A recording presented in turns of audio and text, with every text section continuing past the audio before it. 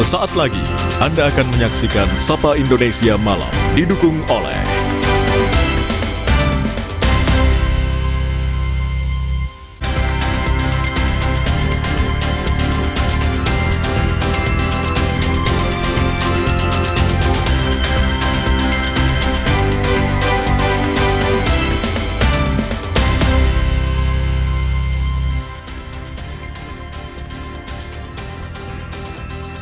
Selamat malam, saudara. Evakuasi warga terdampak banjir bandang di Sumatera terus berlangsung di tengah keterbatasan akses jalan yang putus. Salah satu aksi penyelamatan dramatis yakni adalah cerita dari seorang balita yang terpaksa dievakuasi menggunakan kabel seling. Di sisi lain, saudara, antrean panjang di SPBU juga terjadi di sejumlah daerah. Imbas pasokan BBM berhenti. Lalu bagaimana pemerintah memastikan bantuan dan pasokan logistik ini bisa tetap menjangkau korban banjir? Dan kami juga punya sorotan lain soal kerusakan hutan yang diduga menjadi salah satu pemicu utama dahsyatnya banjir dan longsor di Sumatera. Sejauh mana ulah tangan manusia ikut andil menyebabkan bencana ini, dan siapa pihak yang harus segera bertanggung jawab? Saudara, sejumlah hal lainnya juga akan kami sajikan dan informasikan kepada Anda dalam Sapa Indonesia Malam bersama saya Radi Saputro dan saya Audrey Chandra.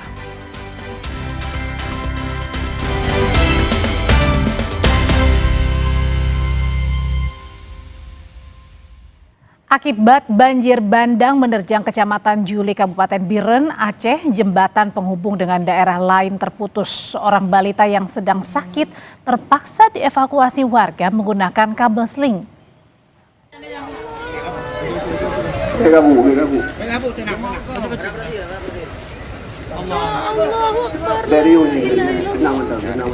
Dramatis, warga menyelamatkan seorang balita yang sedang sakit menggunakan kabel seling di Kecamatan Juli, Kabupaten Biren, Aceh, Sabtu lalu. Video amatir warga ini merekam bagaimana evakuasi bayi di atas arus banjir yang deras setelah jembatan Tepin Mane putus dihantam banjir bandang. Sebelumnya, jembatan Tepin Mane ini menjadi akses jalan nasional penghubung Biren menuju Bener Meriah serta Aceh Tengah.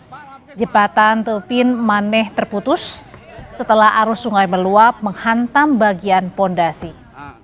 Ratusan rumah warga di Kecamatan Juli, Kabupaten Biren juga terendam banjir hingga lebih dari 1 meter.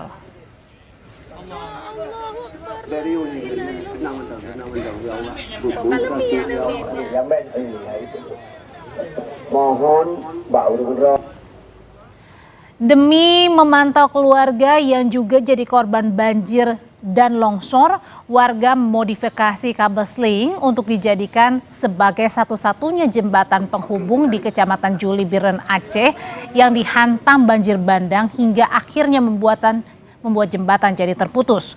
Warga terpaksa melawan rasa takut mereka saat menyeberang menggunakan kabel seling di lintas nasional penghubung Biren, Bener Meriah, dan Aceh Tengah. Jalur penyeberangan seadanya menjadi harapan satu-satunya bagi warga untuk bisa melintas dan mendapatkan kabar terkini dari keluarga mereka pasca bencana banjir dan longsor, di mana hingga saat ini masih terdapat wilayah yang mengalami pemadaman listrik dan terputusnya jaringan telepon seluler. Keberadaan kabel seling darurat juga dimanfaatkan untuk akses penyaluran bantuan.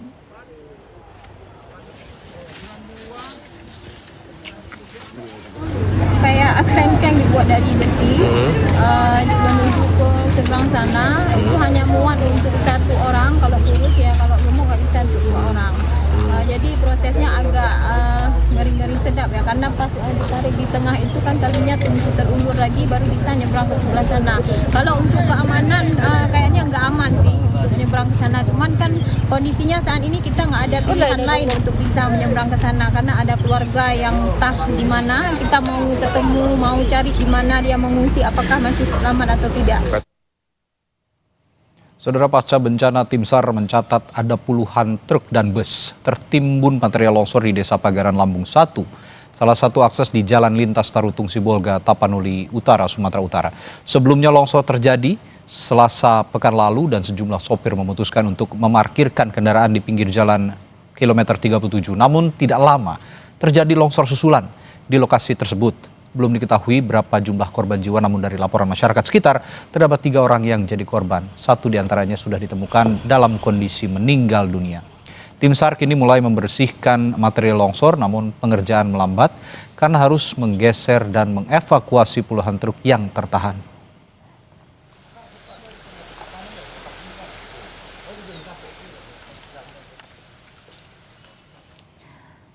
Kondisi yang sama halnya seperti di Kabupaten Tapanuli Utara, Sumatera Utara, ada seorang warga juga rela berjalan kaki selama 3 hari demi menembus daerah terisolasi, mencari kabar kedua orang tuanya di kota Sibolga. Pasca bencana longsor dan banjir di Sumatera Utara, akses jalan masih terputus. Jalur komunikasi juga sangat terbatas dan membuat sejumlah warga harus melewati medan curam berlumpur dari Tarutung ke Sibolga untuk bertemu keluarga. Salah satunya Septiana Huta Barat. Ia bersama puluhan warga lainnya melewati lumpur, mendaki bukit untuk segera berjumpa dengan keluarga.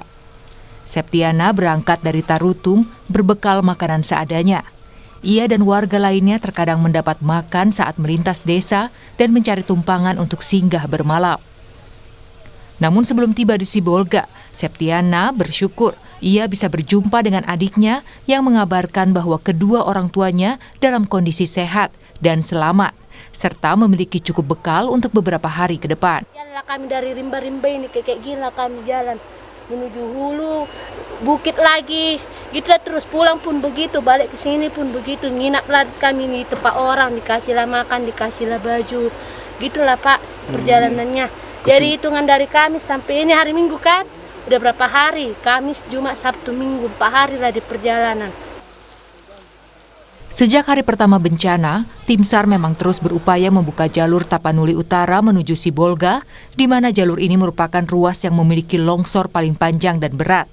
Dalam area yang terisolasi tersebut, sejumlah warga masih bertahan dan mulai kekurangan stok kebutuhan pokok. Roganda Malau, Kompas TV, Tapanuli Utara, Sumatera Utara.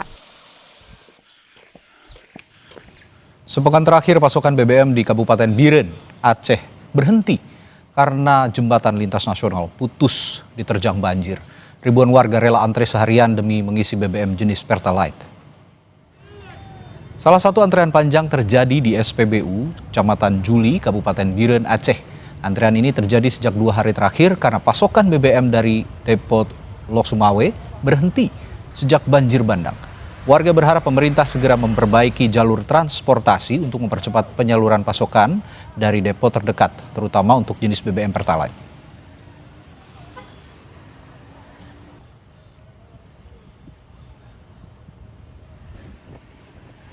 Sementara warga Kota Medan masih terlihat antre untuk mengisi BBM di sejumlah SPBU. Mereka mengaku kesulitan memperoleh BBM sejak 3 hari lalu pasca banjir yang melanda Kota Medan. Seperti yang terjadi di SPBU di Jalan AH Nasution, Kota Medan, yang dipenuhi kendaraan roda 2 yang antre sejak pagi tadi. Pihak Pertamina sebelumnya menyatakan akan terus mendistribusikan BBM ke SPBU untuk mencegah kelangkaan dan berkoordinasi dengan sejumlah pihak untuk memasok BBM ke daerah terdampak bencana di Sumatera. Kami menggunakan jalur-jalur alternatif dan memprioritaskan suplai ke titik-titik yang masih dapat dijangkau, khususnya wilayah yang terdampak paling berat. Hingga hari ini 136 SPBU di Aceh, 383 SPBU di Sumatera Utara, dan 136 SPBU di Sumatera Barat tetap aktif melayani masyarakat. Untuk mengetahui lebih lanjut soal antrean BBM akibat pasokan terhenti karena dampak banjir bandang, kita hubungi jurnalis Kompas TV Rizka dan juru kamera Ferry Irawan di Medan, Sumatera Utara. Rizka, kondisi paling akhir di sana, warga yang katanya mengantre mengisi BBM bagaimana? Apakah sudah ada pasokan yang cukup atau masih terbatas di sana? Ya, Radi dan juga saudara, saat ini saya sedang berada di salah satu SPBU yang berada di Jalan Gajah Mada, Kota Medan. Bisa dilihat di belakang saya, tepat di belakang saya, masih terjadi antrian oleh masyarakat yang ingin melakukan pengisian BBM. Untuk pengisian BBM sendiri, antrian ini sudah terjadi sejak pagi tadi. Dan barusan dari pihak dari pihak SPBU sendiri sudah memberikan pengumuman bahwasannya stok yang ada di sini untuk Pertalite dan juga Dexlite sudah habis. Dan untuk pasokan sendiri belum bisa kita pastikan, namun dari pihak Pertamina sendiri mengatakan akan terus melakukan pendistribusian BBM. Kami informasikan juga, Radi, bahwasannya sejak terjadi kelangkaan pasca banjir yang melanda di Pulau Sumatera ini sendiri, pihak Pertamina sudah berusaha untuk melakukan pasokan BBM di sejumlah lokasi terdampak yang mungkin bisa mendapatkan akses jalur seperti di Kota Medan. Dan untuk beberapa SPBU yang kami dapat dari data, ada sekitar 40 SPBU yang akan diinstruksikan dan telah berjalan dari semalam akan dilakukan pengisian selama 24 jam, yang artinya masyarakat bisa melakukan pengisian walaupun nanti di tengah malam nanti. Dan ini merupakan salah satu upaya untuk mengantisipasi antrian panjang seperti di belakang saya saat ini. Ya, Radi. Ya, pasokan sempat diadakan begitu, tapi sekarang sudah tidak ada lagi. Tapi begini Risa, adakah informasi lebih lanjut kemana warga ini bisa mengakses pasokan BBM di Kota Medan? Karena ini soal BBM ini sangat krusial, apalagi kalau mereka mengandalkan BBM ini sebagai mata pencarian mereka, misalnya sopir angkutan transportasi dan lain-lain. Bagaimana soal ini? Ya, Redi. Jadi dari informasi yang telah kami peroleh juga bahwasannya dari semalam untuk pasokan minyak sendiri di sejumlah SPBU yang ada di Kota Medan itu sudah didistribusikan. Namun prosesnya sendiri masih bertahap. Seperti semalam itu pasokan sudah ada di beberapa titik, salah satunya seperti SPBU yang ada di Jalan Dr. Mansur, Kota Medan. Itu sudah dilakukan pasokan, namun itu dilakukan kan bergilir seperti itu. Nah, dari pihak Pertamina sendiri, semalam mobil tangki yang mengangkut muatan untuk BBM yang ada di Kota Medan sendiri sudah berlabuh di Pelabuhan Belawan. Dan itu nantinya akan terus didistribusikan ke sejumlah SPBU. Cuman untuk prosesnya sendiri seperti apa, kami masih menunggu informasi lebih lanjut. Tapi informasi yang kami peroleh bahwasannya ada 40 SPBU yang sudah diinstruksikan untuk melakukan pelayanan 24 jam. Dan SPBU itu tersebar di sejumlah kecamatan yang ada di Kota Medan, seperti Kecamatan Medan Kota, Polonia, Tunggal, dan juga ada di Medan Baru. Radi. Oke, begitu besar dampaknya bencana banjir dan longsor yang menimpa di sejumlah wilayah termasuk di Kota Medan. Salah satunya berdampak pada pasokan BBM yang terhambat karena ada akses jalan yang juga terputus di beberapa wilayah di Sumatera Utara. Terima kasih Risa Rizka dan juru kamera Ferry Irawan melaporkan langsung dari Medan, Sumatera Utara.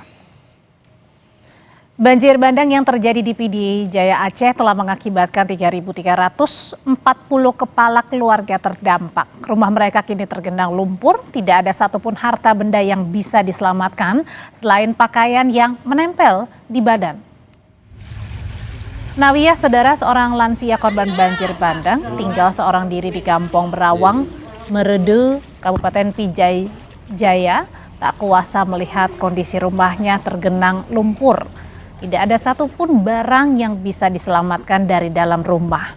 Nawiyah pun mengaku tak mampu membersihkan seluruh sisa lumpur seorang diri. Selama banjir, Nawiyah mengungsi ke rumah keluarga yang tak terimbas banjir. Nawiyah mengaku hingga sekarang ia pun belum menerima bantuan dari pemerintah. Nawiyah berharap ada pihak yang mau membantu dirinya membersihkan rumah dari lumpur dan memberikan bantuan logistik untuk bisa bertahan hidup. Belum dapat bantuan. Ya, harapan Ibu kan semoga pemerintah membantu kami yang ada. Yang penting, yang utama sekali untuk makan. BNPB menyebut ada 2 desa mengalami kerusakan parah akibat diterjang banjir bandang di Tapanuli Selatan, Sumatera Utara. Hal ini terlihat usai 2 atau 3 hari hujan turun, didapati kondisi permukiman mengalami rusak berat. Bahkan kayu gelondongan yang terseret banjir masuk ke rumah warga. Kini kondisi di Tapanuli Selatan mulai berangsur membaik dan bantuan juga mulai terus diberikan ke lokasi terdampak bencana.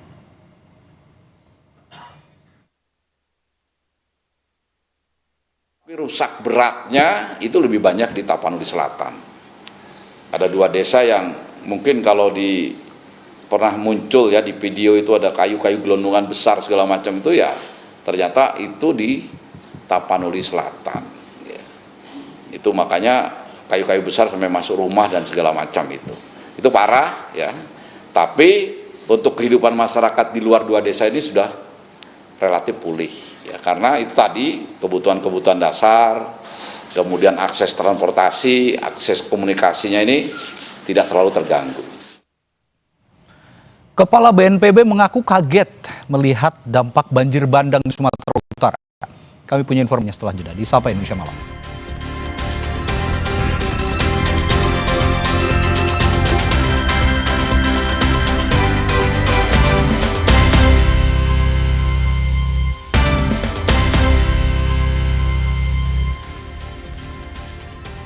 Saudara Kepala Badan Nasional Penanggulangan Bencana BNPB mengaku kaget melihat dampak banjir bandang di Kabupaten Tapanuli Selatan, Sumatera Utara.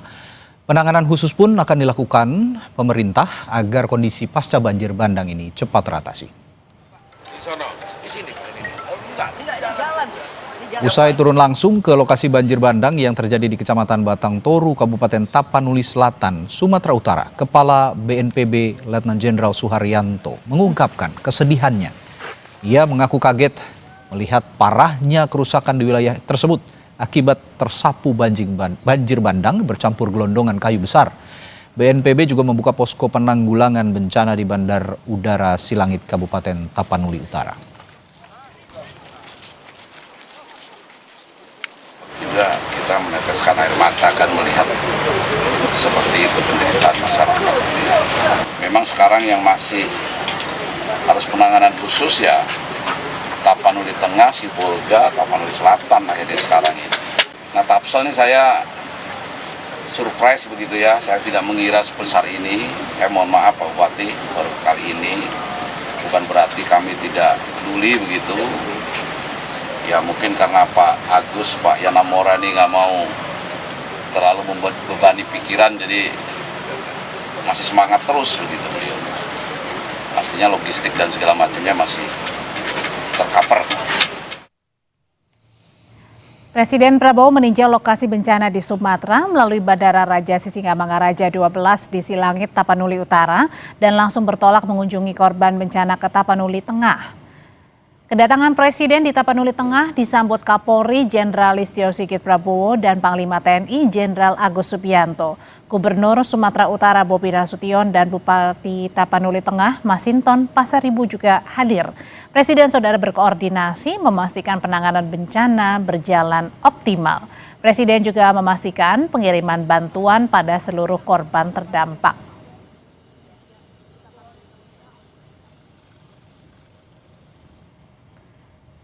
Presiden Prabowo Subianto meninjau jembatan Pantai Dona di Kuta Cane, Kabupaten Aceh Tenggara, Aceh yang terputus akibat banjir bandang. Jembatan ini menjadi lokasi pertama yang dikunjungi Presiden dalam rangkaian peninjauan di Aceh. Usai meninjau jembatan yang rusak karena banjir bandang, Presiden kemudian melanjutkan ke posko pengungsian Desa Bambel Baru yang terdampak banjir di Aceh Tenggara. Prabowo yakin telah memberikan anggaran yang cukup untuk fasilitas dan prasarana di tiap desa dengan melakukan efisiensi di lini pusat.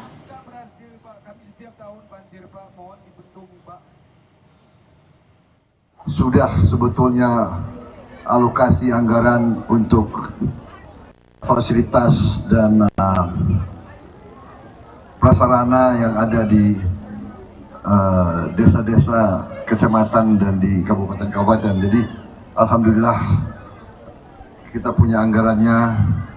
Kita lakukan penghematan banyak di pusat supaya sebanyak mungkin bantuan, sebanyak mungkin kita bisa membantu kepentingan rakyat di paling bawah, desa, kecamatan. Itu sasaran kita. Alhamdulillah saya senang, saya lihat sudah ada dapur BGN sudah ada di Kota Cane ini. Alhamdulillah. Ya. Dan sebentar lagi juga kita akan buka koperasi. Sudah ada ya. Sudah mulai. Di sela-sela kunjungannya, Presiden Prabowo menyempatkan diri mendengar aspirasi dari para korban banjir dan longsor di Aceh Tenggara. Sambil duduk, Prabowo menyapa korban yang berada di tenda posko dan mendengar keluhan para korban.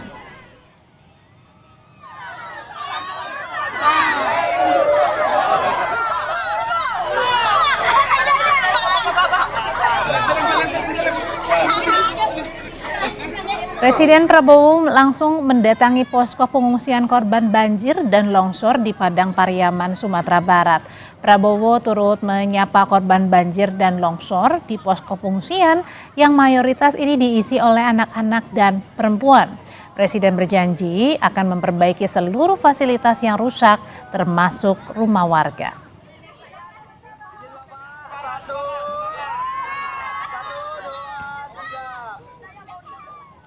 Saudara, distribusi bantuan ke tiap wilayah yang terdampak banjir bandang dan longsor di Aceh terus dilakukan.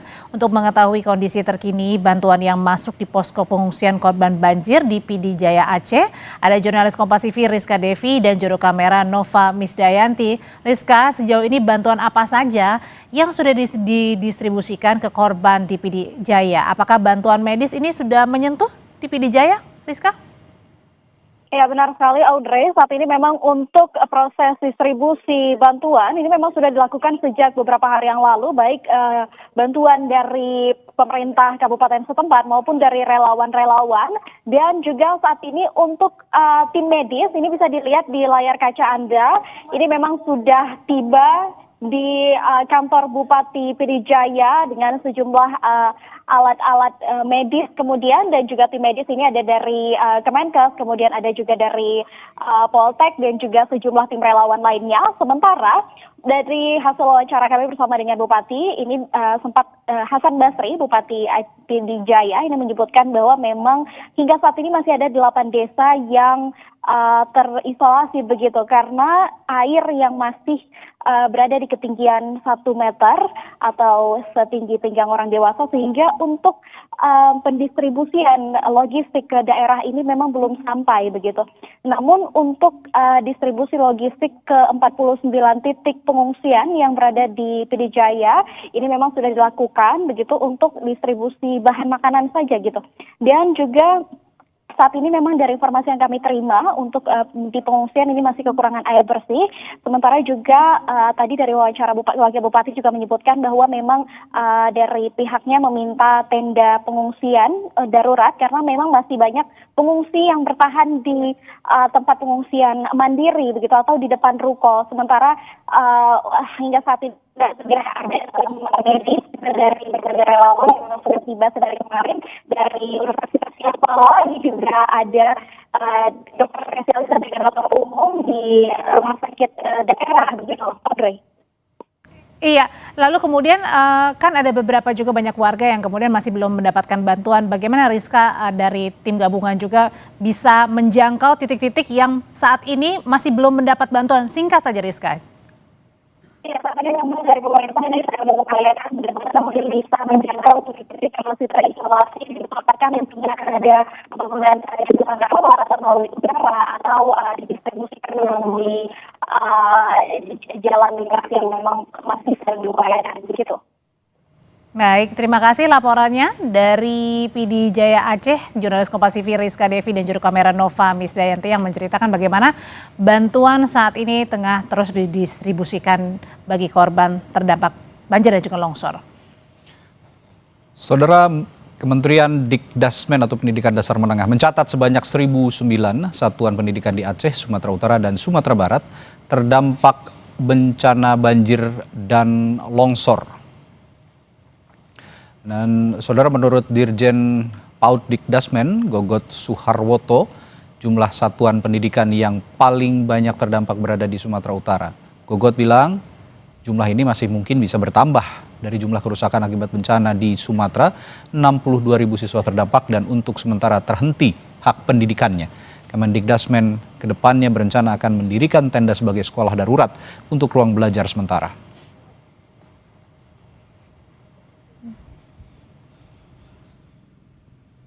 Sekolah-sekolah mereka itu apa saja yang diperlukan bantuannya.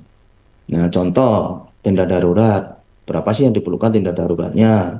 Kemudian perangkat untuk pembelajaran, namanya school kit ya, mulai dari buku, seragam, sepatu, juga alat-alat tulis ya, yang bisa digunakan pada saat mereka harus belajar di tenda-tenda ya, atau tempat-tempat pengungsian. Allahu Akbar, Allahu Akbar, Allahu Akbar,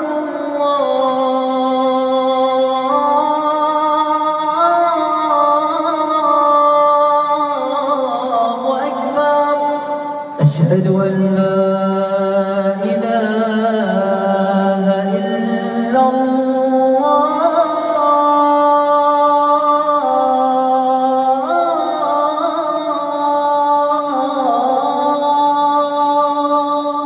أشهد أن لا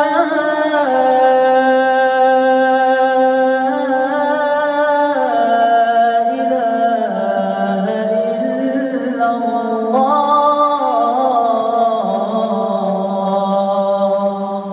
أشهد أن محمدا رسول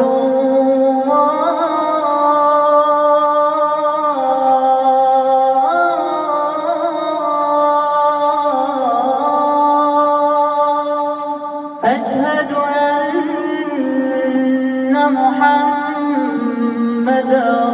رسول الله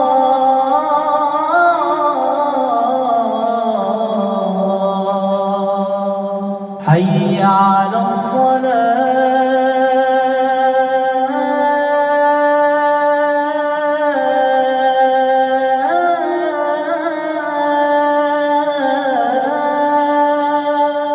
حي على الصلاة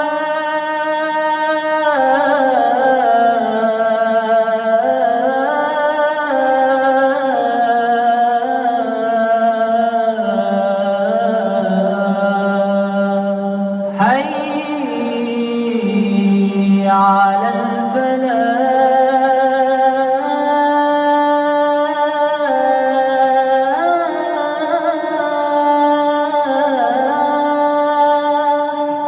حي على الفلاح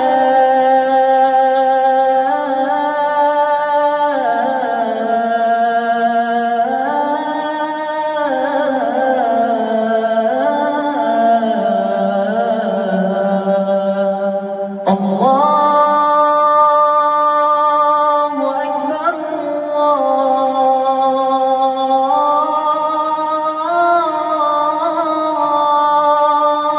الله أكبر لا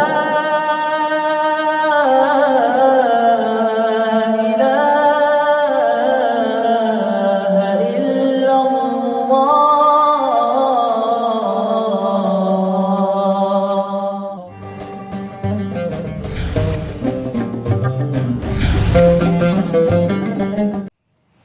Selamat menunaikan ibadah sholat maghrib untuk Anda yang menjalankannya di wilayah Jakarta dan sekitarnya. Kami lanjutkan Sapa Indonesia Malam. Saudara, untuk membantu mempercepat penanganan dampak banjir bandang dan tanah longsor di Sumatera, TNI Angkatan Darat mengirimkan sejumlah bantuan, terutama untuk membuka daerah-daerah yang terisolasi. Bantuan yang dikirimkan berupa 4 jembatan beli, 5 helikopter ekskavator, genset, dan sejumlah bantuan lain. Semua bantuan itu diangkut menggunakan pesawat Hercules dan KRI yang diberangkatkan dari Pelabuhan Tanjung Priok, Jakarta. TNI Angkatan Darat juga memastikan bantuan akan ditambah sesuai dengan kebutuhan di lapangan. Jadi kita mengirim yang paling penting itu adalah jembatan Beli, ada 4 unit, 3 ke Aceh, 1 ke Sumut. Juga kami juga mengirimkan pesawat Kasa dan 5 helikopter, termasuk barang-barang perlengkapan untuk membantu saudara-saudara kita yang saya kira tidak perlu kita sampaikan secara detail, ya banyak. Kalau yang alat-alat besar tuh ya jembatan, air penjernih, ekskavator. Ini kita akan evaluasi terus apa yang diperlukan oleh saudara-saudara kita di sana. Mudah-mudahan nanti kita akan siapkan lagi logistik untuk kita berangkatkan besok atau lusa. Karena nanti proses jembatan Beli ini mudah-mudahan paling lama 2 minggu sudah harus bisa digunakan nanti di tempat masing-masing. Menteri Dalam Negeri Tito Karnavian menilai wajar jika sikap para bupati dari sejumlah kabupaten di Aceh yang merasa tak mampu menangani dampak banjir dan longsor di daerah mereka. Menurut Tito, kepala daerah tak akan sanggup menanggulangi dampak bencana karena akses jalan di wilayahnya tertutup material longsor dan banjir. Tito juga memahami keputusan para bupati yang bilang tak mampu karena distribusi makanan terganggu akibat jalan terputus. Menteri Dalam Negeri menegaskan pemerintah pusat akan mengambil alih distribusi bantuan melalui pengiriman logistik melalui udara.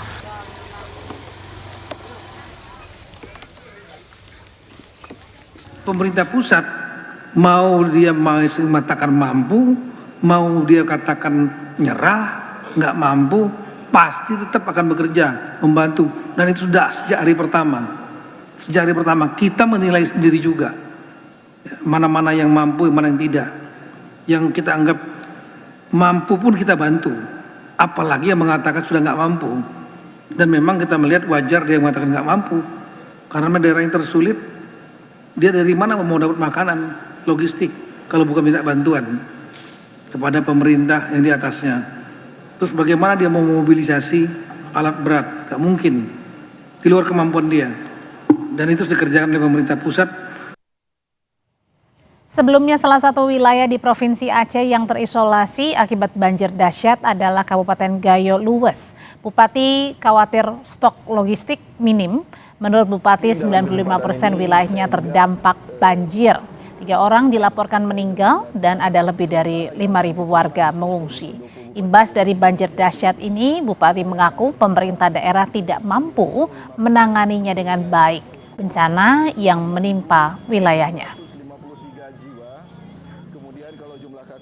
Pasca terjadinya banjir bandang di Kabupaten Gayo Luwes beberapa hari yang lalu, hingga hari ini masih terasa dampaknya yang sangat serius dan sudah dipastikan bahwa kami pemerintah daerah Kabupaten Gayo Luwes tidak mampu untuk melakukan penanganan terhadap bencana banjir yang telah terjadi. Wilayah yang terdampak itu hampir 95% seluruh wilayah Kabupaten Gayo Luwes. Kemudian jumlah korban yang meninggal, data yang baru kami terima itu 3 korban yang meninggal dunia. Akses menuju Kabupaten Gayo Luwes itu semuanya terputus, baik dari Aceh Tenggara, Aceh Tengah, Abdia dan Aceh Timur, semuanya terputus.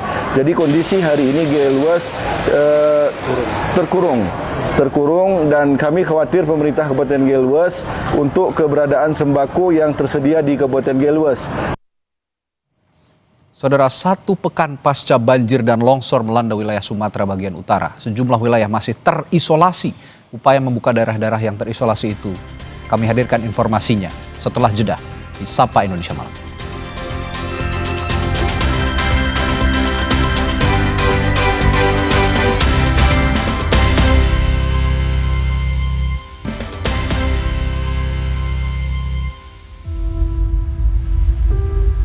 Sekarang yang masih belum tembus Bapak Menko ini dari Tapanuli ke Sibolga ini belum bisa tembus karena di sini ada longsoran-longsoran yang sangat panjang.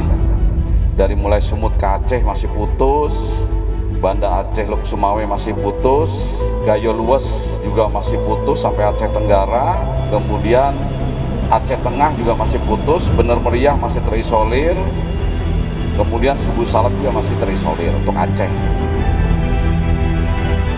Kondisi alam memang sangat menantang, sangat menimbulkan kesulitan.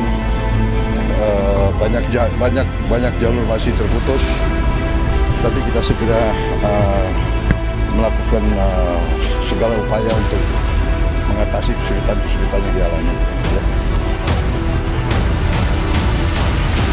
Nggak bisa merampok tuh alat berat barat dari BUMN yang karya yang sedang bekerja maupun penyedia jasa yang sedang bekerja di area Sumbar, Sumut, Aceh.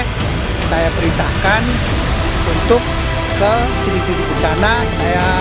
Saya ultimatum kalau nggak menurut besok pekerjaan saya batalkan dan saya nggak akan masukkan blacklist langsung.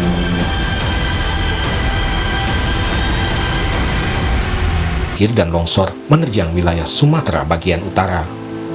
Hingga sepekan pasca bencana, masih banyak daerah atau kota yang terisolasi, yang membuat bantuan belum bisa disalurkan secara maksimal.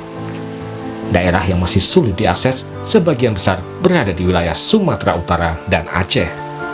Sekarang masih perlu mendapat perhatian secara serius adalah dua daerah, Bapak. Yang pertama Tapanuli Tengah, yang kedua Sibolga. Kenapa ini mendapat perhatian penuh? Karena terisolir. Jadi Tapanuli Tengah ini hanya bisa dicapai lewat udara. Sekarang yang masih belum tembus, Bapak Menko, ini dari Tapanuli ke Sibolga, ini belum bisa tembus karena di sini ada longsoran-longsoran yang sangat panjang. Kalau Bapak Menteri melihat rute ini, sebetulnya rutenya ini pendek, tapi di sini kalau di lapangan praktis sampai 50 km. Yang masih belum bisa dilalui ini dari mulai Sumut ke Aceh masih putus, Banda Aceh Luk Sumawe masih putus, kemudian Gayo Luwes juga masih putus sampai Aceh Tenggara, kemudian Aceh Tengah juga masih putus, Bener Meriah masih terisolir, kemudian Subuh Salam juga masih terisolir untuk Aceh. Tapi secara umum untuk Sumatera Barat relatif sudah bisa lebih terkendali, dan dari 7 itu semuanya bisa disuplai lewat darat.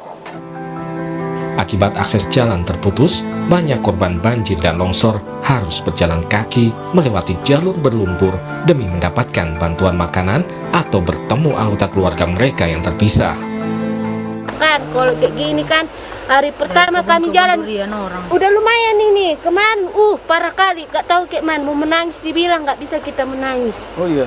Jalan lah kami dari rimba-rimba ini kayak gila kami jalan menuju hulu, bukit lagi, kita terus pulang pun begitu, balik ke sini pun begitu, nginap lah kami di tempat orang, dikasihlah makan, dikasihlah baju, gitulah Pak. Sementara pemberian bantuan ke wilayah terisolasi di Tapanuli Tengah terus dilakukan. Pengiriman bantuan menggunakan heli difokuskan ke 7 titik desa dan kelurahan. Bantuan dikirim dengan cara diturunkan langsung menggunakan heli oleh TNI Angkatan Darat. Masyarakat yang berada di daerah terisolasi langsung menyambut bantuan yang datang. Yang pertama, kita sudah tahu bahwa bencana ini sudah berjalan sekian lama, sehingga ada beberapa titik yang memang tidak terjangkau, kebutuhan logistik masyarakat yang perlu kita dukung, sehingga itu menjadi tujuan utama kita menggunakan airdrop, karena jalan memang masih belum tersambung semua. Kita sudah menurunkan 3 titik airdrop dari rencana kurang lebih ada 6-7 titik airdrop yang akan dilaksanakan hari ini di beberapa wilayah yang terisolir di Kabupaten Tapanuli Tengah. Wilayah lain yang akses jalur daratnya masih tertutup adalah kawasan Aceh Tamiang. Bantuan logistik untuk korban banjir di wilayah ini juga dikirimkan dengan menggunakan helikopter. Presiden Prabowo Subianto memberikan perhatian khusus terhadap daerah-daerah yang masih belum bisa diakses. Presiden meminta agar semua upaya dilakukan untuk membuka wilayah yang terisolasi.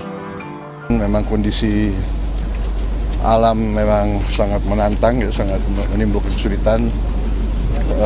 Banyak jalur masih terputus, tapi kita segera melakukan segala upaya untuk mengatasi kesulitan-kesulitan yang dialami. Ya. Sementara Menteri Pekerjaan Umum Dodi Hanggodo bilang telah memindahkan sebagian alat berat yang tengah mengerjakan proyek-proyek di Sumatera ke titik-titik longsor. Tanpa membuka jalan, susah bantuan masuk. Air juga susah masuk, semuanya akan terhambat sekali. 3 hari lalu saya merampok tuh alat berat dari BUMN yang karya yang sedang bekerja maupun penyedia jasa yang sedang bekerja di area Sumbar, Sumut, Aceh. Saya perintahkan untuk ke titik-titik bencana. Saya ultimatum, kalau nggak menurut besok pekerjaan saya batalkan dan saya nggak akan masukkan blacklist langsung. Upaya membuka akses ke wilayah terisolasi juga dilakukan oleh anggota TNI. Salah satunya membuka akses jalan dari Tapanuli Utara menuju Sibolga. Pengerjaan dilakukan prajurit TNI mulai siang hingga malam. 4 hari kita sudah bisa tembus sekitar 30 km. Mudah-mudahan kami belum bisa menentukan targetnya karena memang kondisi medannya cukup sulit. Tapi kita berharap 1 minggu ke depan sudah bisa terbuka sampai dengan titik yang tadi putus. Sehingga bantuan-bantuan yang dari Medan, kemudian dari Jakarta yang di dropping di Silangit dan Lanut Suwondo Medan bisa kita kirim ke sini.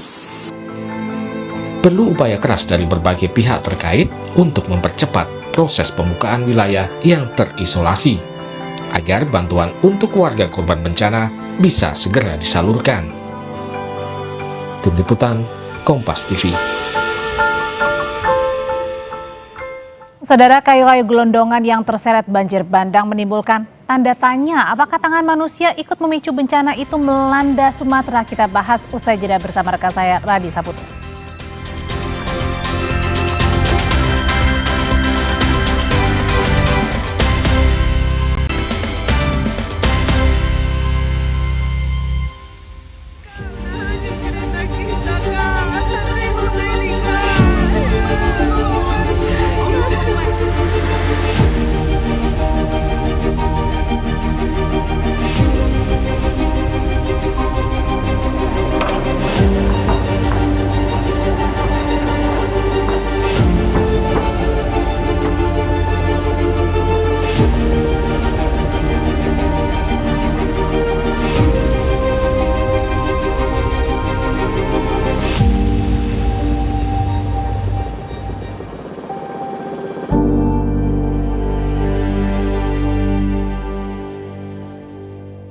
Kereta kita, Kak. Tengoklah ini, Kak.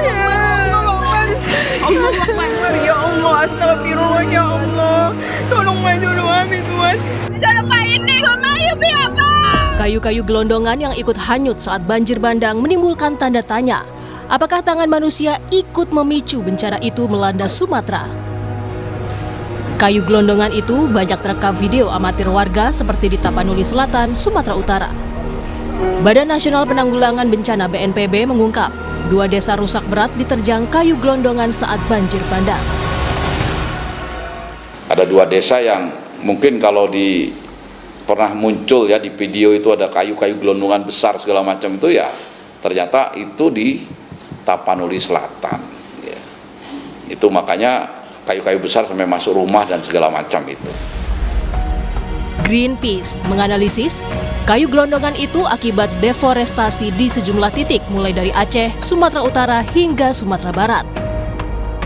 Greenpeace juga mengamati jutaan hektar hilang akibat deforestasi masif yang legal dan pembalakan liar untuk alih fungsi lahan untuk perkebunan sawit hingga pertambangan. Sumatera itu sebenarnya memang sudah kehilangan sebagian besar hutannya. 10-15 tahun terakhir juga terambah macam-macam proses-proses deforestasi. Jadi izin-izin itu diberikan dalam jumlah ribuan, jutaan hektar sampai yang membalak liar. Itu di mana-mana. Tambang di kawasan hutan, catatan teman-teman Jatam ada 1.907 izin usaha tambang. Kemenhub membantah kayu gelondongan tersebut akibat penebangan liar, meski dugaan itu akan diselidiki lebih lanjut. Kementerian Kehutanan juga bilang kayu gelondongan yang terseret banjir itu dari pohon-pohon lapuk dan pohon tumbang. Sumber-sumber kayu itu dilaporkan oleh Pak Wamen juga. 1 adalah kayu lapuk, 2 juga kayu yang akibat tadi, siklon tadi, pohon tumbang ya, dan ketiga juga di area-area penebangan, kayu-kayu yang dihasilkan dari area penebangan. Tadi juga disampaikan oleh Pak Wamen, kita deteksi bahwa itu dari PHAT di APR. PHAT adalah pengelolaan hak atas tanah. Bencana banjir bandang dan tanah longsor sekali lagi jadi pengingat manusia untuk menjaga keseimbangan alam. Pemerintah perlu bekerja keras memastikan penanggulangan dan pemulihan bencana tuntas, tak hanya bagi warga tapi juga lingkungan yang terdampak. Tim Liputan, Kompas TV.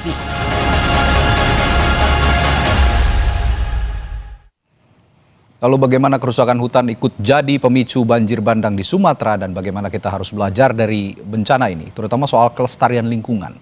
Kita bahas bersama anggota DPR RI dari Komisi 3 DPR RI, Dapil Aceh 2, Nasir Jamil, lalu ada Ketua Auriga Nusantara, Timur Manurung, dan juga korban banjir bandang di Aceh Tengah, Badrul Irfan, yang harus berjalan 3 hari di tengah hutan demi mengevakuasi diri dari banjir. Selamat malam, Bang Timur. Selamat malam. Bang Badrul, Bang NJ, selamat malam. Ya, selamat malam Mas Radi. Baik, saya ke Bang Badrul dulu deh ya, karena Bang Badrul ini begitu luar biasa menghadapi rintangan yang luar biasa, cobaan yang luar biasa. Bang Badrul, bisa Anda ceritakan, Anda berjalan selama 3 hari katanya demi menyelamatkan diri. Bagaimana ceritanya dan gambarkan kepada kami perjuangan Anda demi mencari tempat yang lebih aman di sana. Ya, tepatnya 2 hari 3 malam ya. 2 hari 3 malam, baik. Sebelumnya saya nyapa Bang Nasir Jamil, Bang Timur, apa kabar Bang Timur? Lama sudah tidak ketemu.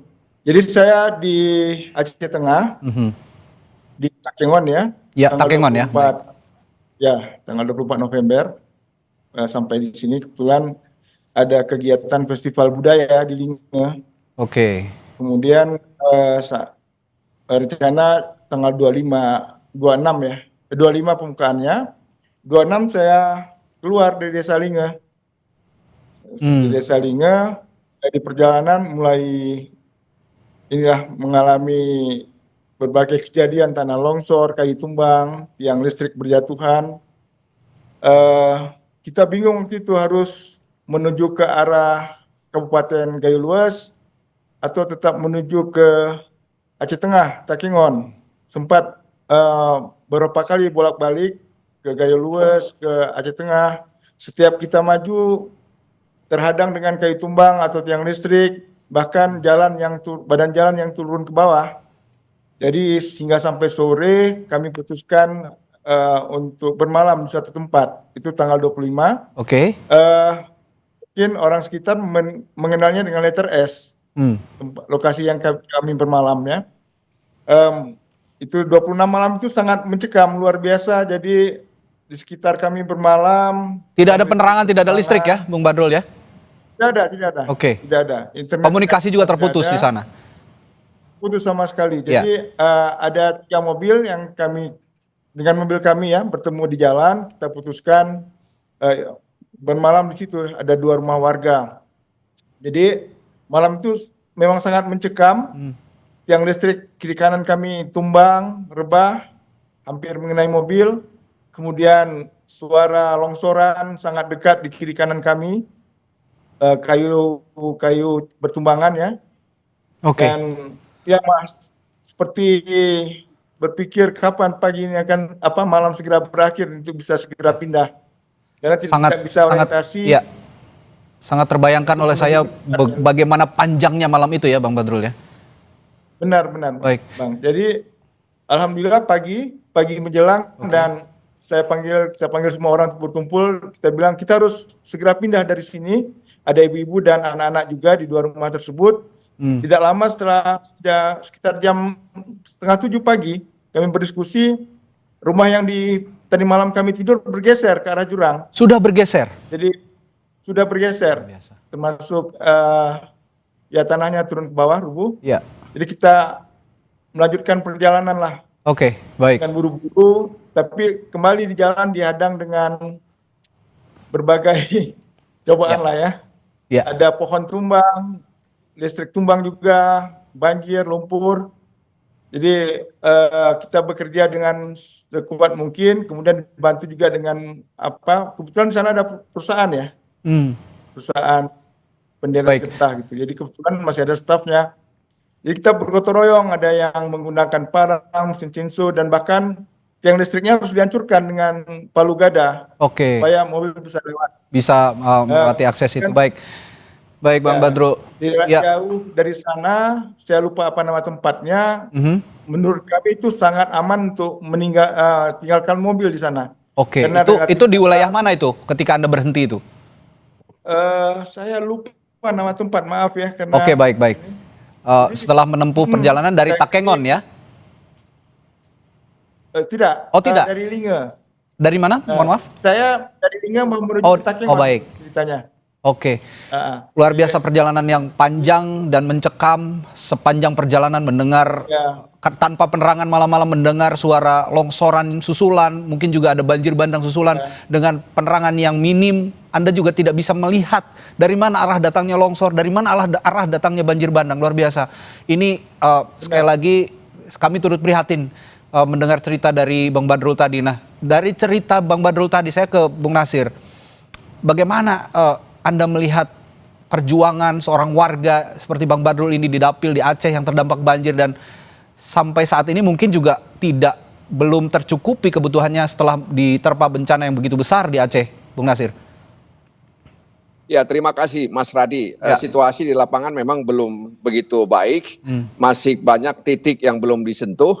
Perkiraan saya masih 25% yang bisa ditangani oleh pemerintah. Dan itu untung ada Polri dan TNI yang masuk ke tengah-tengah masyarakat dan kemudian membantu meringankan beban mereka, termasuk juga memasukkan bahan-bahan pokok, apakah itu minyak, beras, dan juga makanan-makanan ringan yang bisa dimakan langsung begitu. Jadi memang apa yang dialami oleh Pak Badrul itu juga dialami oleh banyak orang. Teman saya juga itu 3 hari 3 malam Pak Badrul, kebetulan dia ada acara di Takengon. Kemudian terjadi peristiwa itu, artinya curah hujan yang tinggi menyebabkan banjir dan longsor, sehingga dia berjalan kaki ke Biren, lebih kurang 3 hari 3 malam melalui jalan-jalan setapak yang dia lalui itu. Jadi memang apa yang terjadi di Benar Meriah, Aceh Tengah, kemudian juga di Aceh Selatan, di Aceh Barat, di Aceh Jaya, dan juga di Singkil, itu Aceh Tenggara. Saya pikir ini satu fenomena bukan hanya disebabkan oleh klimatologis tapi ada persoalan ada persoalan kerusakan biofisik lingkungan kita itu. Jadi pembukaan hutan, penebangan kayu di hutan, kemudian pertambangan dan tidak didukung oleh daya dukung ekosistem yang baik, itulah menyebabkan itu. Jadi bukan hanya soal cuaca tapi memang daya dukung ekosistem kita itu tidak bisa lagi menampung curah hujan yang begitu tinggi dan berhari-hari itu. Ya, saya sepakat dengan Bung Nasir. Alih-alih beberapa pejabat negara mengatakan ini faktor cuaca, tapi kok saya melihatnya ini ulah tangan manusia. Saya akan bertanya juga ke Bung Timer. Bung Timer, berdasarkan data citra satelit yang Auriga Nusantara juga lakukan beberapa saat yang lalu, berapa hektar hutan primer dan gambut yang hilang di Aceh, Sumut dan Sumbar, dan kira-kira ini ulah siapa? Kalau memang tadi menyalahkan cuaca, saya juga tidak yakin ini masalah cuaca. Malam Mas, cuaca memang satu hal. Kita tidak bisa memungkiri bahwa memang curah hujan meninggi. Betul. Tapi kita lihat dari misalnya video, gambar gitu kita bisa melihat bahwa air yang itu kan kelihatan kuningnya pekat sekali. Betul. Itu artinya material tanahnya sangat tinggi. Gembur begitu ya? Itu penuh dengan tanah, itu berarti artinya adalah ada lahan terbuka di daerah hulunya gitu ya. Satu, yang kedua juga ada banyak pohon-pohon yang bukan dengan akar-akarnya. Artinya seperti yang dikatakan tadi dari Kementerian Kehutanan, katanya ini kayu lapuk lah, pohon lapuk atau pohon tumbang, itu tidak benar ya? Berarti ada juga yang begitu. Ada kayu lapuk. Kita pungkiri, dan saya membaca pernyataannya Dirjen Gakum juga adalah sebenarnya dia menutup bahwa sedang menyelidiki kayu-kayu penebangannya. Nah, yang jadi soal menurut saya adalah ini kita jangan terjebak pada cuman kayunya saja nih. Karena kayunya kan hanya di atas tuh. Kayu itu biasanya cuma degradasi, bukan deforestasi. Tapi begitu pembukaan lahan, jadi sawit, jadi tambang, nah ini deforestasi. Itu deforestasi. Jadi bukan kalau kayu kita akan bicara degradasi, sementara kalau hutan hilang kita bicara deforestasi. Nah, persoalannya adalah kami sedang menyiapkan juga, memang kebetulan menyiapkan merilis data deforestasi 2025 pada Januari nanti. Pada 10 bulan sekarang, 10 Januari sampai Oktober, deforestasi di Aceh itu hampir 4 kali lipat dari sepanjang deforestasi 2024. Jadi sekitar 7 ribuan hektar tahun lalu, sekarang hampir 30.000. Sama dengan Sumatera Utara, angkanya di Sumatera Barat. Sekarang ini yang menarik adalah Sumatera Barat itu nomor 4 dalam 10 bulan. Hutannya nggak seberapa. Aceh nomor 5. Sumut nomor 7. Tadinya Sumut nomor 10. Aceh dan Sumatera Barat tadinya di bawah jauh. Sekarang mereka ini 3 provinsi ini melonjak nih. Artinya memang sedang terjadi perusakan hutan luar biasa di sana. Dan kalau misalnya kita lihat ke Sumatera Utara terutama di Tapanuli Tengah dan Tapanuli Selatan, banyak tuh illegal logging sebagai awalan tuh. Jadi illegal loggingnya dulu, kayunya dulu diambilin, habis itu kayunya nggak ada, baru kemudian hutannya dihabisin. Nah ini yang di pernyataannya Dirjen Gakum di pemegang hak atas tanah. Jadi seolah-olah tanah dia punya lahan milik, tapi sebenarnya kayunya dari hutan nih. Nah pencucian ini yang memang harus kita satu hal. Tapi juga adalah menurut saya juga memang kalau kita lihat Sumatera terutama bagian utara melonjakan sawit memang luar biasa, Mas. Jadi monokultur lahan ya monokultur memang soal kita secara Sumatera gitu ya, mau monokultur sawit, kebun kayu kami nyebutnya, eukaliptusnya, Indorayon atau TPL gitu ya, dan tambang juga. Jadi di tambang misalnya di daerah Batang Toru itu tambangnya kan ada tuh. Bagaimana bisa daerah berbukit begitu kita bolehkan tambang. Nah, jadi menurut saya memang ini ada kesalahan pemberian izin, ini harus dikoreksi, dan ada kesalahan juga di kemudian masyarakat kita harus ngakuin karena banyak juga kebun kecil-kecil. Nah, tapi menurut saya adalah saatnya Presiden Prabowo sekarang melindungi semua hutan alam tersisa. Terbitkan peraturan presiden yang melindungi sehingga siapapun yang menebang hutan alam tersisa itu adalah perbuatan ilegal. Saya pikir itu langkah yang sangat genuine kalau Pak Presiden langsung mengambil terobosan. Perpres. Ini ada relate-nya dengan Bung Nasir juga di Komisi 3 kalau kita mau menegakkan masalah hukum gitu ya. Bung Nasir, saya akan juga tanyakan nanti ke Bung Nasir soal itu, termasuk juga saya tanyakan kondisi Bang Badrul sekarang di Aceh Tengah bagaimana, saya tanyakan juga kondisi keluarga, apakah sudah mencukupi bantuan yang disalurkan oleh pemerintah. Saya akan tanyakan hal itu sesaat lagi di Sapa Indonesia Malam, tetap bersama kami.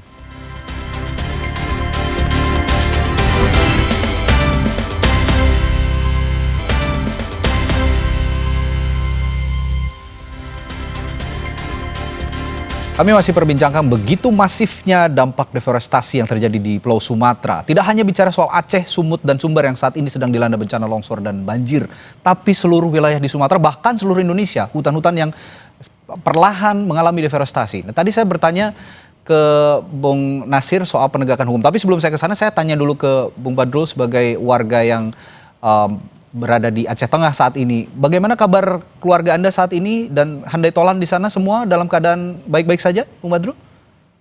Iya, keluarga saya kebetulan di Banda Aceh ya. Baik. Sekitar 100 km dari Aceh Tengah. Jadi saya sebenarnya berkunjung ke Aceh Tengah dan terjebak di sini. Ya, komunikasi sulit dengan istri di Banda Aceh.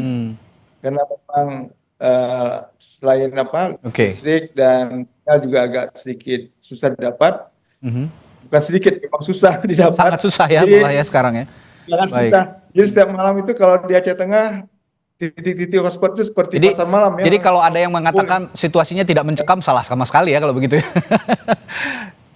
Sangat mencekam seperti yang digambarkan di berbagai kanal media termasuk di media sosial. Nah, selama Anda melakukan perjalanan kurang lebih 2 hari 3 malam ya, Bung Badrul ya. Anda melihat, kalau malam mungkin tidak akan terlihat, tapi pada saat siang hari Anda melihat ada kerusakan lahan di sana, kerusakan hutan, atau mungkin bukit yang gundul selama Anda melakukan perjalanan selama 2 hari 3 malam itu? Ya, selama perjalanan ya kita seperti dihadang banyak obstacle ya, jadi ada longsoran tanah yang kadang-kadang kita harus lalui dengan ketinggian sampai sepinggang, sedada, harus dilalui karena waktu itu memang baru longsor dan dengan dinding jurang yang masih basah berair, jadi harus melangkah dengan cepat gitu. Terlihat sih memang ada kayu gelondongan atau kayu-kayu yang mungkin sudah lama yang terlihat, atau kayu baru juga ada terlihat di sana, tapi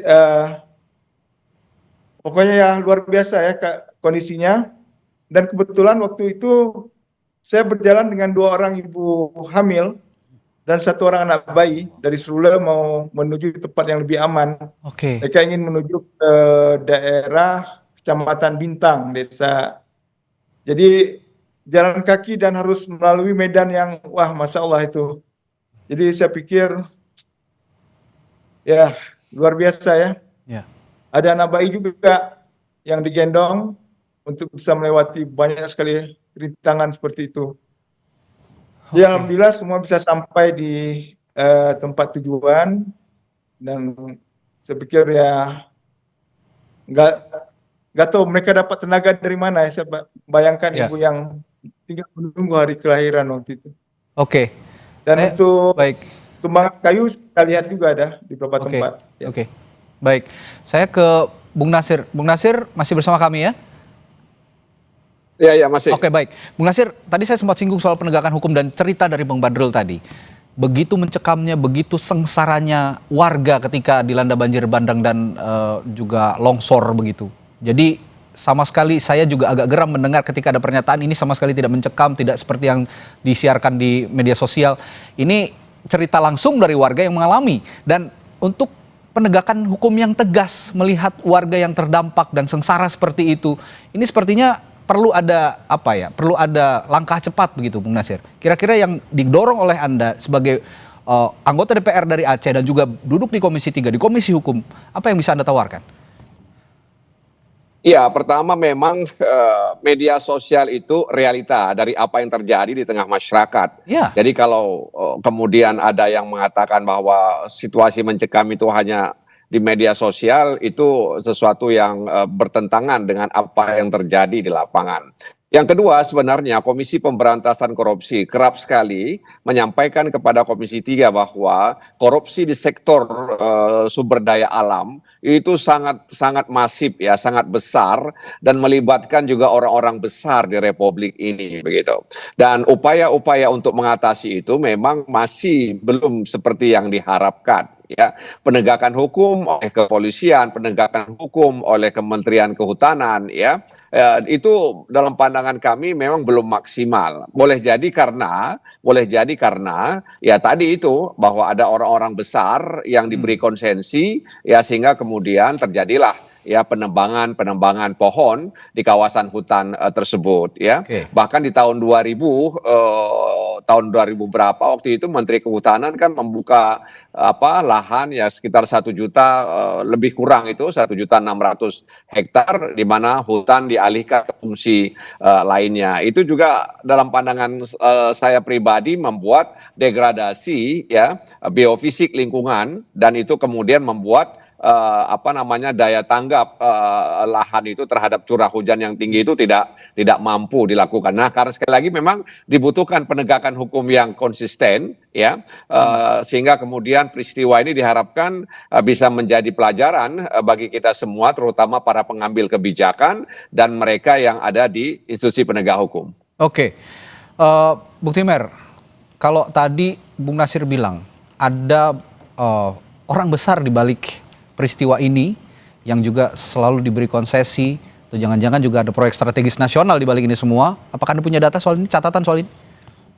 Yang kami tahu di Sulawesi Tengah, di Tapanuli Tengah dan Tapanuli Selatan ada usulan PSN untuk proyek jalan tuh, yang untuk membelah hutannya gitu ya.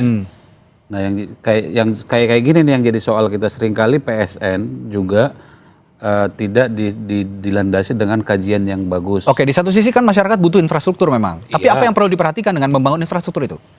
Jalannya bisa jadi dibutuhkan. Oke. Tapi yang jadi soal kita setiap membangun jalan adalah kita tidak pernah mengenforce bagaimana agar tepi-tepi jalan tidak jadi rumah hunian yang meluas ke kiri kanan.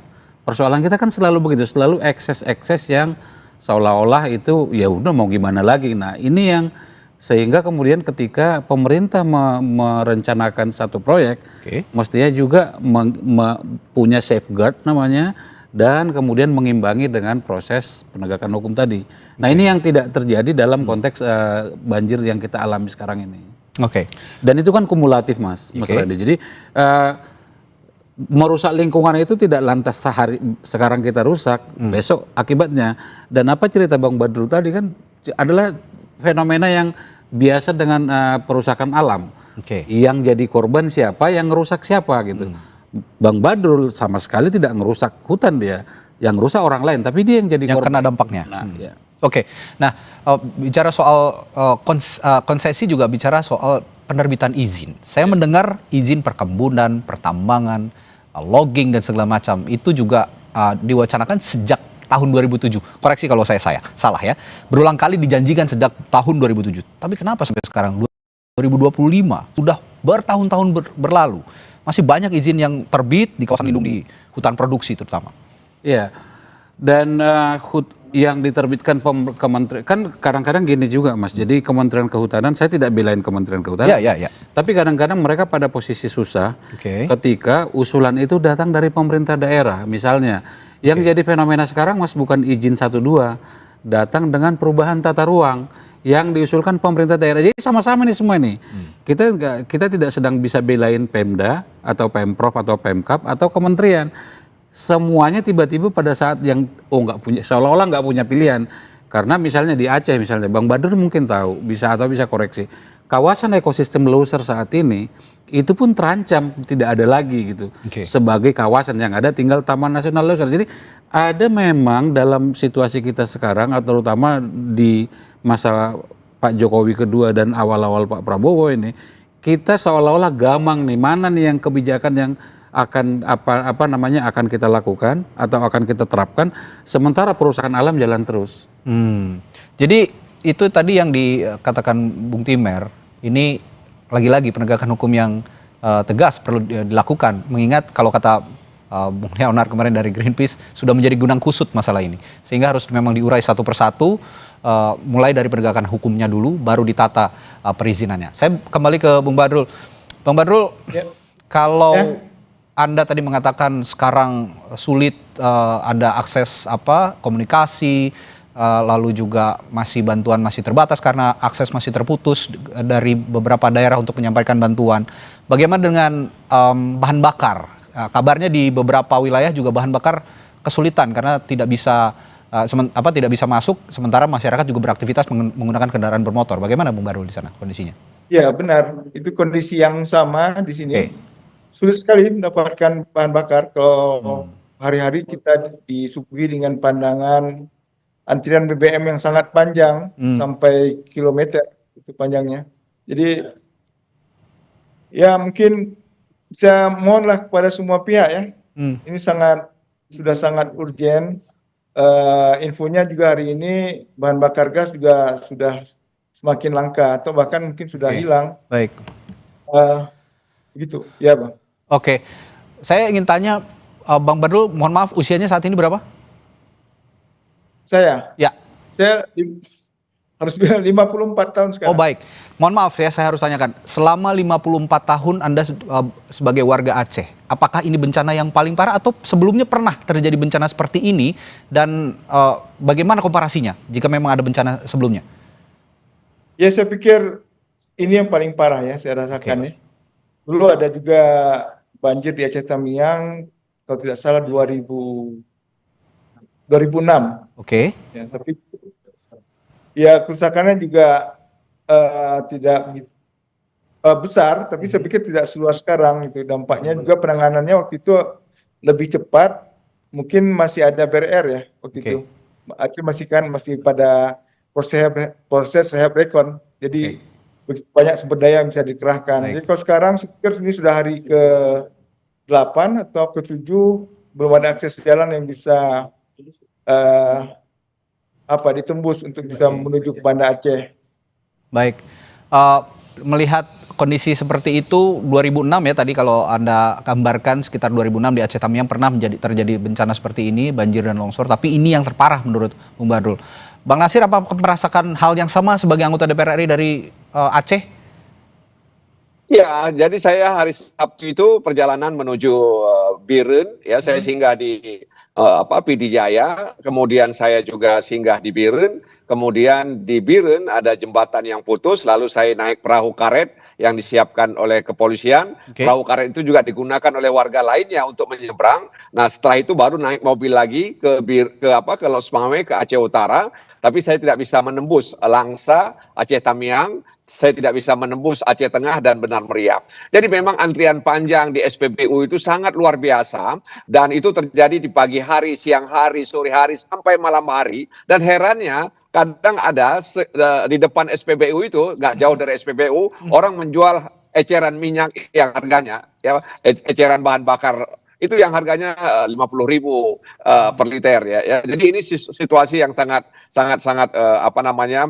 miris sekali. Jadi lampu mati. Saya di Banda Aceh ini mati lampu ya. Saya di dalam mobil. Jadi harus menghidupkan HP ini dari cas yang ada di mobil. Jadi gelap. Terbatas ya. Saya di luar ya. Jadi memang situasi sinyal juga kadang muncul, kadang hilang. Jadi sama sekali memang tidak begitu tanggap ya dalam mengantisipasi bencana seperti ini. Baik, ya ini kalau saya boleh simpulkan sementara dari gambaran Bang Nasir dan juga Bung Badrul gitu di Aceh sana yang saat ini berada di Aceh, begitu terbatasnya gerak-gerik aktivitas warga karena bencana banjir yang begitu besar dibandingkan dengan bencana sebelumnya, ini sepertinya memang yang paling menyusahkan warga. Nah, Bung Timer, kalau memang tadi penegakan hukum harus dikedepankan, apa kira-kira yang perlu didorong lebih awal? Prioritas apa? Hukum di ranah yang mana? Apakah pembatasan izinnya dulu, ataukah penegakan hukum mereka yang melakukan pembalakan liar, atau di mana? Saya akan tanyakan itu sesaat lagi di Sapa Indonesia Malam. Tetaplah bersama kami.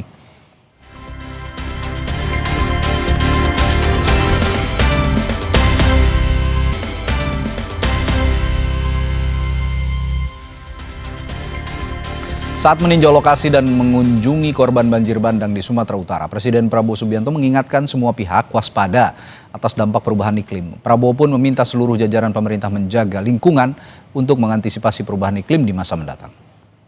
Perubahan iklim itu sudah lebih baik. Pemerintahan harus benar-benar berfungsi menjaga lingkungan, mengantisipasi kondisi di masa depan mungkin yang di daerah-daerah juga semuanya harus siap menghadapi kondisi yang perubahan iklim yang berpengaruh. Ya, kalau mencermati pernyataan Pak Presiden tadi mengantisipasi krisis iklim di masa mendatang, ini warga juga diminta menjaga lingkungan dan meminta jajaran pemerintah juga ikut menjaga lingkungan, menjaga antisipasi dari perubahan iklim. Saya tahu Anda baru pulang saja dari Brasil ya, dari Belém, di KTT COP30. Pernyataan ini apakah memang sudah cukup memberikan pencerahan terkait kebijakan misalnya kebijakan untuk menghindari deforestasi di wilayah Indonesia termasuk di Sumatera? Saya malah agak khawatir dengan pernyataan Pak Prabowo ini karena seolah-olah akan menyalahkan iklim nih. Padahal yang namanya bencana itu kan tidak hanya soal fenomena alam. Hujan turun banyak itu fenomena alam. Tapi dia menjadi bencana ketika kita meresponnya secara salah. Merusak hutan itulah respon yang salah, apalagi di daerah-daerah das gitu, daerah-daerah yang kelerengannya tinggi gitu ya. Nah, menurut saya harusnya Pak Prabowo menambah bahwa pemerintah akan mengkaji dan mengevaluasi secara menyeluruh, misalnya begitu. Jadi tidak semata takutnya saya menyalahkan Tuhan nih karena iklim kan. Itu satu. Nah, yang kedua adalah menurut saya memang ini saatnya Pak Prabowo menunjukkan kepemimpinan dengan memperbaiki, karena gini, Bang Nasir juga punya peran juga, karena Bang Nasir turut ikut undang-undang Pemda yang menarik semua kewenangan ke pusat, hampir semua kewenangan, dan undang-undang Omnibus juga yang membuat semua ini kita cipta kerja ya. Filter lingkungan itu sekarang nggak ada, 30% tutupan minimum hutan itu nggak ada sekarang di aturan kita, dulunya ada. Nah, hal-hal seperti ini yang menurut saya perlu kita, karena asalnya ini Mas seringkali dari kebijakan yang salah kaprah. Kalau kita mau minta penegakan hukum itu di ujung.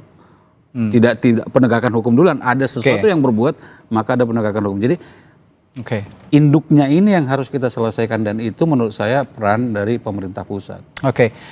Bang Badrul, Anda juga mungkin tadi sama-sama bisa mendengar ya pernyataan Presiden Prabowo Subianto yang menyatakan waspada dengan perubahan iklim atau krisis iklim yang terjadi ke depan. Anda sebagai warga Aceh yang saat ini terdampak mendengar pernyataan dari Presiden seperti itu, apa yang bisa Anda respons dari pernyataan Presiden? Mengingat juga Presiden hari ini datang ke Aceh langsung melihat kondisi pasca bencana di sana, Bang Badrul. Ya, kalau waspada ya pasti tetap waspada ya masyarakat. Tidak ada yang mau mengalami celaka pasti. Jadi kalau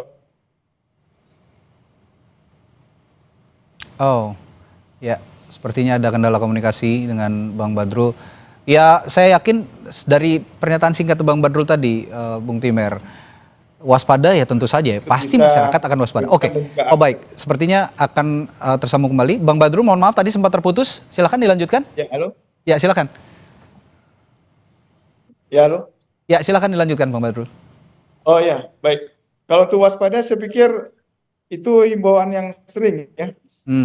Sering, masyarakat juga pasti sudah otomatis sudah begitu tahu hujan lebat dan ada anomali iklim, pasti waspada. Tapi ya memang tapi harus diikuti juga ya untuk mitigasi dampak.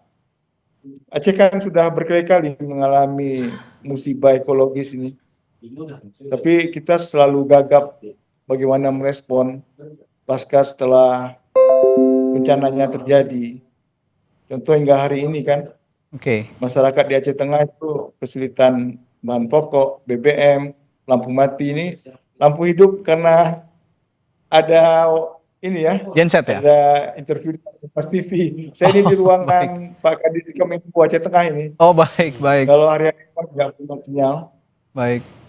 Ya, berarti kewaspadaan sih setiap hari senantiasa diterapkan begitu ya, Bang Badrul. Tapi ya kebijakan yang pertama kali dibutuhkan untuk sama-sama bisa memberikan alarm kepada semua pihak gitu, termasuk juga pemerintah dan juga aksi korporasi begitu ya. Di sana ya banyak sekali aksi korporasi. Nah, berarti sekarang kalau bicara soal itu, alih-alih kita menegakkan hukum, kita harus bicara kebijakan dulu ya.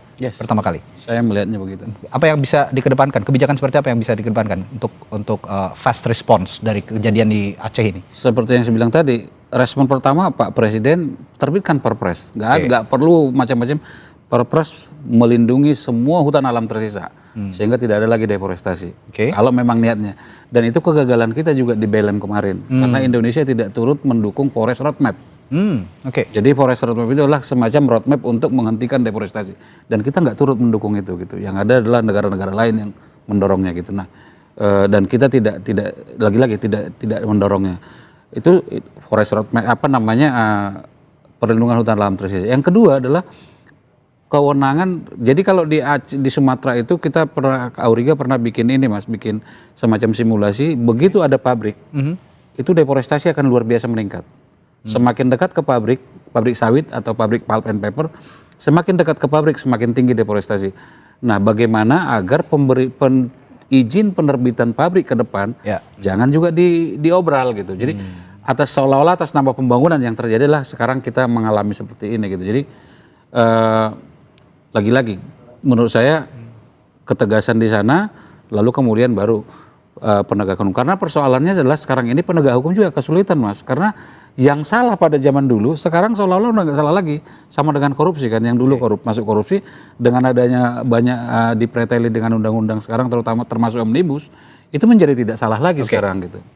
Baik, terakhir saya ke Bang Badrul, dari kondisi saat ini apa ekspektasi Anda terhadap pemerintah? Selain memang kalau sekarang yang urgent sekali bantuan yang cepat disampaikan ke warga terdampak di sana, tapi di samping itu, di lain itu, apa ekspektasi Anda terhadap pemerintah dari bencana alam yang begitu masif menimpa wilayah Aceh sekarang? Ya, untuk respon kondisi sekarang itu perlu ya, terutama seperti yang sampaikan tadi, bagaimana bisa melayani masyarakat yang saat ini butuh bahan pokok, butuh penerangan, dan terutama akses untuk kembali ke kampungnya ya. Gitu. Tapi yang paling penting juga bagaimana bisa belajar dari berbagai situasi yang ada. Kan kita tahu Aceh sering sekali menghadapi bencana ekologis, tapi selalu juga seperti tadi saya sampaikan, kita agak gagap dengan bagaimana merespon ini gitu. Pak Presiden sudah bilang mungkin sudah ada hal yang lebih maju, sudah ada sekarang imbauan untuk waspada, sudah bisa mendeteksi secara dini kemungkinan munculnya bencana ya. Tapi itu ketika bencananya muncul, ya lagi-lagi kita nggak siap, kita cuma bilang bencana akan muncul, tapi ketika itu terjadi, masyarakat seperti yang saya sampaikan tadi, ibu-ibu hamil harus menempuh jalan yang saya sampai sekarang Bang nggak bisa membayangkan dari mana mereka mendapat tenaga yang luar biasa seperti itu, bisa sampai ke tujuan. Saya itu di luar, memang benar-benar di luar nalar rasanya kalau lihat situasi saat itu. Saya turut sangat prihatin dengan apa yang Anda alami dan juga warga Aceh Tengah alami, dan ya alam memang tidak bisa ditantang, tapi manusialah yang harus menyesuaikan dengan apa yang terjadi, perubahan apapun yang terjadi dari alam. Terima kasih Bang Badrul telah berkomunikasi dengan kami, dan sampaikan juga terima kasih dari kami untuk pemerintah Aceh Tengah yang sudah memfasilitasi komunikasi kita dengan lancar sehingga kita bisa mengetahui kondisi paling aktual masyarakat yang terdampak di sana, dan diwakili oleh Bang Badrul. Terima kasih Bang Badrul dan juga Bang Timer yang sudah hadir di studio, dan sebelumnya tadi ada anggota DPR RI dari Dapil Aceh, Bung Nasir Jamil, yang sudah lost contact, sepertinya memang ada kesulitan komunikasi di Aceh, jadi Bung Nasir Jamil tidak bisa melanjutkan komunikasi. Terima kasih sekali lagi Bang Timer, Bang Badrul, selamat malam dan sehat selalu. Sampaikan salam saya dan sehat selalu untuk keluarga Anda di sana Bang Badrul, selamat malam. Baik, terima kasih. Saudara, akibat banjir bandang menerjang Biren, Aceh, seorang balita yang sedang sakit terpaksa dievakuasi warga menggunakan kabel sling. Informasinya sesaat lagi di Sapa Indonesia Malam.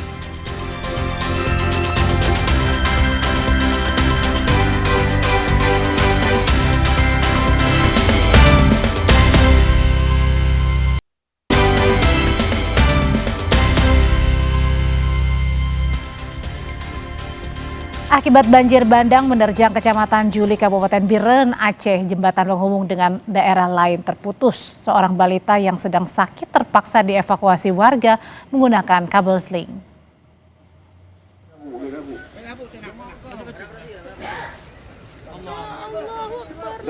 Dramatis, warga menyelamatkan seorang balita yang sedang sakit menggunakan kabel sling di Kecamatan Juli, Kabupaten Biren, Aceh, Sabtu lalu. Video amatir warga ini merekam bagaimana evakuasi bayi tersebut di atas arus banjir yang deras setelah jembatan Tepin Maneh putus dihantam banjir bandang. Sebelumnya, jembatan Tepin Maneh menjadi akses jalan nasional penghubung antara Biren menuju Bener Meriah dan Aceh Tengah. Jembatan Tepin Maneh terputus total setelah arus sungai meluap menghantam bagian pondasi.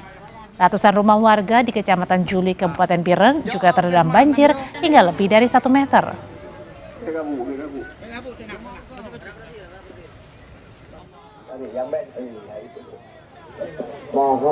Demi memantau keluarga yang juga jadi korban banjir dan longsor, warga memodifikasi kabel sling untuk dijadikan satu-satunya jembatan penghubung di Kecamatan Juli, Biren, Aceh yang dihantam banjir bandang hingga terputus.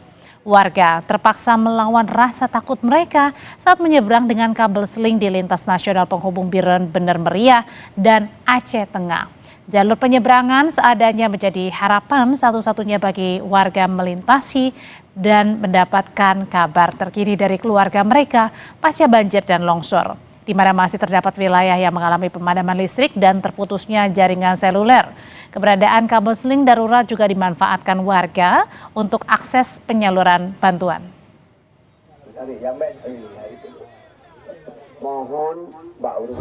Kayak kerangkeng dibuat dari besi menuju ke seberang sana, itu hanya muat untuk 1 orang, kalau kurus ya, kalau gemuk nggak bisa untuk 2 orang. Jadi prosesnya agak ngeri-ngeri sedap ya, karena pas ditarik di tengah itu kan talinya terundur lagi baru bisa nyebrang ke sebelah sana. Kalau untuk keamanan kayaknya nggak aman sih untuk nyebrang ke sana. Cuman kan kondisinya saat ini kita nggak ada pilihan lain untuk bisa menyeberang ke sana karena ada keluarga yang entah di mana. Kita mau ketemu, mau cari di mana dia mengungsi, apakah masih selamat atau tidak. Pasca bencana, Tim SAR mencatat ada puluhan truk dan bus tertimbun material longsor di Desa Pagaran Lambung 1, salah satu akses di Jalan Lintas Tarutung Sibolga, Tapanuli Utara, Sumatera Utara. Sebelumnya longsor terjadi Selasa pekan lalu dan sejumlah sopir memutuskan untuk memarkirkan kendaraan di pinggir jalan kilometer 37. Namun tidak lama terjadi longsor susulan di lokasi tersebut. Belum diketahui berapa jumlah korban jiwa, namun dari laporan masyarakat sekitar, terdapat 3 orang yang jadi korban. 1 diantaranya sudah ditemukan dalam kondisi meninggal. Tim SAR kini mulai membersihkan material longsor, namun pengerjaan melambat karena harus menggeser dan mengevakuasi puluhan truk yang tertahan. Tapi orang sudah keluar ya, Pak? Tetap bersama kami, Menteri UMKM Maman Abdurrahman mengunjungi toko-toko thrifting di Pasar Senen, Jakarta Pusat. Tinjauan dilakukan di tengah polemik larangan impor pakaian bekas.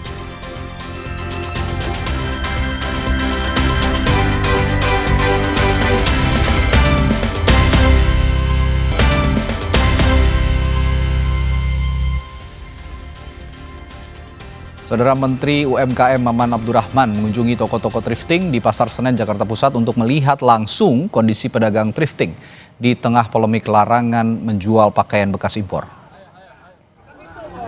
Menteri UMKM menegaskan pemerintah akan mencari formulasi terbaik yang dapat mengakomodasi kepentingan pedagang tanpa mengabaikan aturan tentang pelanggaran impor barang bekas. Karena itu ia menyebut sedang mencari jalan tengah antara penegakan aturan dan keberlanjutan usaha pedagang.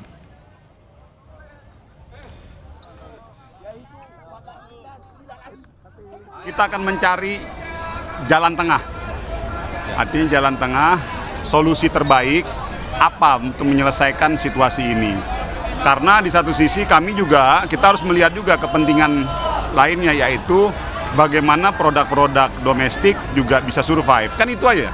Saya kepentingan kami dan ini juga pemerintah kepentingannya di situ. Pedagang harus berjalan aktivitas ekonominya. Nah, nanti kita akan cari formulasi terbaik, formulasi yang bisa mengakomodasi semua kepentingan pedagang maupun aturan main. Wakil Ketua Badan Aspirasi Masyarakat atau BAM DPR RI, Adiana Pitupulu, mengatakan pemerintah pernah mengenakan pajak pada perdagangan pakaian impor bekas alias thrifting. Adia juga menegaskan bahwa usaha thrifting tidak jadi ancaman bagi pelaku usaha lain karena memiliki segmentasi dan rantai usaha berbeda dengan produk baru. Mereka yang berdagang di online itu kena pajak juga 11%. Nah, tahun 2015 PMK 132 ada pajak untuk barang baju bekas impor besarannya 30%, tapi PMK itu sudah dihapus. Artinya ada sejarah itu pernah dilegalkan, pernah diperbolehkan, dan negara pernah mengambil uang dari situ, kira-kira begitulah. Namun sebenarnya pada akhir November lalu, Menteri Keuangan Purbaya Yudi Sadewa pernah menanggapi bahwa bukan masalah pajak yang ia soroti dari bisnis thrifting, namun barang thrifting dianggap barang ilegal, sehingga tidak boleh masuk ke Indonesia.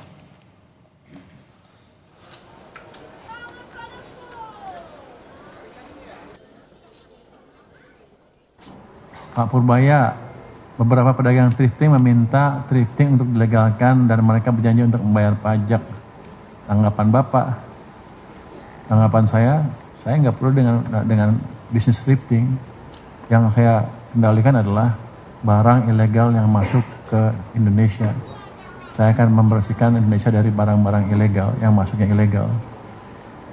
Thrifting kan kalau barang bekas kan dilarang kan, sudah jelas itu ilegal. Jadi nggak ada hubungannya bayar pajak apa nggak bayar pajak, itu barang ilegal. Menurut Anda apa? Kalau saya menagih pajak dari ganja misalnya, apakah jadi barang jadi legal? Kan enggak. Kira-kira gitu Pak padanannya. Jadi itu utamanya ya. Kembali ke soal bencana banjir dan longsor, Saudara. Presiden Prabowo meninjau lokasi bencana di Sumatera melalui Bandara Raja Sisingamangaraja 12 di Silangit, Tapanuli Utara, dan langsung bertolak mengunjungi korban bencana ke Tapanuli Tengah. Kedatangan Presiden hari ini di Tapanuli Tengah disambut Kapolri Jenderal Listio Sigit Prabowo dan Panglima TNI Jenderal Agus Subianto. Gubernur Sumatera Utara Bobi Nasution dan Bupati Tapanuli Tengah Masinton Pasaribu juga hadir. Presiden berkoordinasi memastikan penanganan bencana berjalan optimal. Presiden juga memastikan pengiriman bantuan pada seluruh korban terdampak.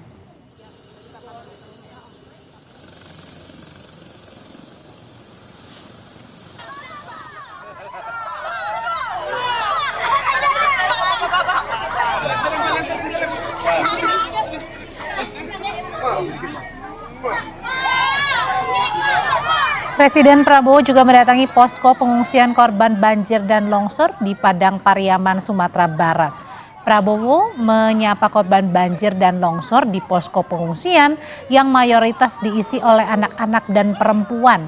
Prabowo berjanji akan memperbaiki seluruh fasilitas yang rusak termasuk rumah warga.